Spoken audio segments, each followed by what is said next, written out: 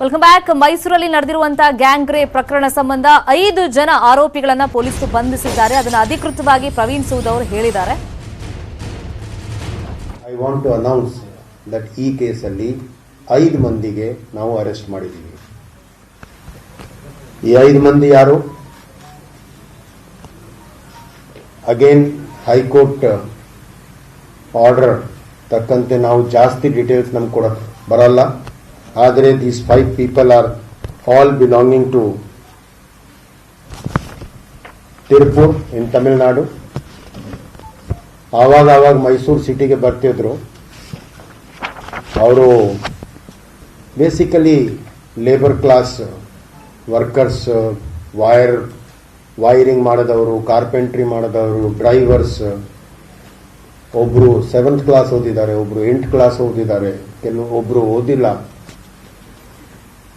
ಒಬ್ರು ಜುವೆನೈಲ್ ಕೂಡ ಇದ್ದಾರೆ, 17 ಇಯರ್ ಏಜ್. ಬಟ್ ಕನ್ಫರ್ಮ್ ಮಾಡಬೇಕಾಗತ್ತೆ. ಇದು ನಾವು ಹೇಳ್ತಾ ಇರೋದು ಬಹಳ ಪ್ರಿಲಿಮಿನರಿ ಇಂಟ್ರೋಗೇಷನ್ ಮೇಲೆ. ನಾವು ಆಕ್ಚುಲಿ ನಮಗೆ ಬಿಟ್ಟರೆ ನಾವು ಇನ್ನೂ 24 hours ಇನ್ನೂ ಇಂಟ್ರೋಗೇಷನ್ ಮಾಡಿ ತಮಗೆ ತಿಳಿಸ್ಬೇಕಿತ್ತು. ಬಟ್ ನಮ್ಗೆ ಗೊತ್ತಿದೆ ತಮ್ಮ ಕಂಪಲ್ಷನ್ಸ್. ಹಳ್ಳಿಗಳ ಆಶಾ ಕಾರ್ಯಕರ್ತರಿಂದ ನಗರಗಳ ವೈದ್ಯರವರೆಗೂ ಒಂದು ವೇಳೆ ಈ ಆರೋಗ್ಯ ಕಾರ್ಯಕರ್ತರು ಇಲ್ಲದೆ ಇದ್ದಿದ್ರೆ ಬಹುಶಃ ನಮ್ಮ ಆರೋಗ್ಯ ವ್ಯವಸ್ಥೆ ಸಂಪೂರ್ಣವಾಗಿ ಕುಸ್ತೇ ಬಿಡ್ತಾ ಇತ್ತೇನೋ. ಇವರಷ್ಟೇ ಅಲ್ಲದೆ ಈ ಮಹಾಮಾರಿ ಸಂದರ್ಭದಲ್ಲಿ ಸಹಾಯ ಮಾಡೋದಕ್ಕೆ ಮುಂದೆ ಬಂದ ಅನೇಕ ಜನ ಇದ್ದಾರೆ. ಉದಾಹರಣೆಗೆ ಮಹಾರಾಷ್ಟ್ರದ ನಾಸಿಕ್ ಜಿಲ್ಲೆಯ ನಿತಿನ್ ಗಾಯ್ಕರ್ ಇವರು ಸಾಮಾಜಿಕ ಕಾರ್ಯಕರ್ತರಷ್ಟೇ ಅಲ್ಲ, ಸಂಜೀವಿನಿ ಚಾಂಪಿಯನ್ ಕೂಡ.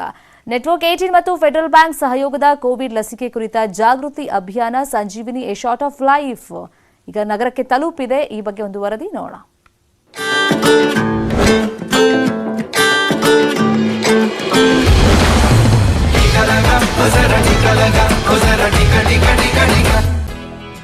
ತರಕಾರಿ ವ್ಯಾಪಾರಿ ನಿತಿನ್ ಗಾಯ್ಕರ್ ಈಗ ತನ್ನ ವ್ಯಾಪಾರದಿಂದ ದೂರವಿದ್ದು ಸಮಾಜ ಸೇವಕರಾಗಿ ಕೆಲಸ ಮಾಡೋದಕ್ಕೆ ಶುರು ಮಾಡಿದ್ದಾರೆ.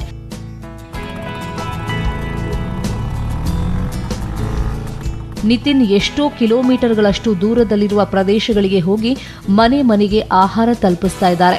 ಕೊರೋನಾ ಸಂಕಷ್ಟ ಕಾಲದಲ್ಲಿ ಆರಂಭ ಮಾಡಿದ ಇವರ ಸೇವೆ ಇಂದಿಗೂ ಮುಂದುವರೆದಿದೆ.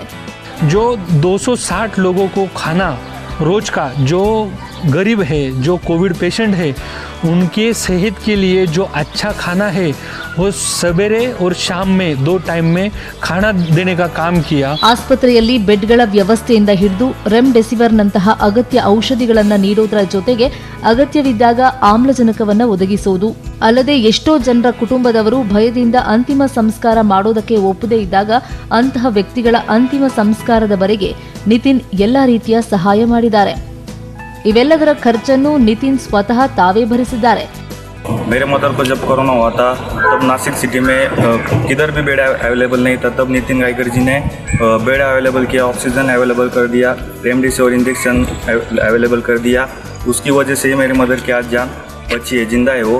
ನಿತಿನ್ ಅವರ ತಂದೆ 15 ವರ್ಷಗಳ ಹಿಂದೆ ನಿಧನರಾಗಿದ್ರು. ಅಲ್ಲದೆ ಕೊರೋನಾ ಸಮಯದಲ್ಲಿ ನಿತಿನ್ ಸಾವನ್ನು ಬಹಳ ಹತ್ತಿರದಿಂದ ನೋಡಿದ್ರು. जिसके ऊपर भी संकट आता है, जिसके ऊपर मैं आके मेरे को अंदर से ही आवाज आता है कि नहीं अभी चल पड़, तेरी जरूरत है लोगों को, तो मैं चल पड़ता हूँ वो संकट काल में. और ये टाइम पे कोई बाहर नहीं आता. जब बाहर नहीं कोई आता तो हमारी ज़रूरत है, हम हमारी ज़रूरत समझ के लोगों की ज़रूरत समझते वो हमने काम किया. ये हमें संजीवनी कैंपेन में हेल्प कर रहे हैं वैक्सीनेशन के लिए, अवेयरनेस करने के लिए. तो क्या होता है ना, गांव के लोगों को उनके साथ भी इतनी अटैचमेंट है, वो हमें हेल्प करती है हमारा कैंपेन आगे बढ़ाने की. ಹೀಗೆ ಜನರ ಎಲ್ಲಾ ಕಷ್ಟಗಳಲ್ಲೂ ಪ್ರತಿ ಹಂತದಲ್ಲೂ ಸಹಾಯ ಮಾಡೋ ನಿತಿನ್ ಗಾಯ್ಕರ್ ನಮ್ಮ ಸಂಜೀವಿನಿ ಚಾಂಪಿಯನ್ ಅನ್ನೋದು ಹೆಮ್ಮೆಯ ವಿಷಯ.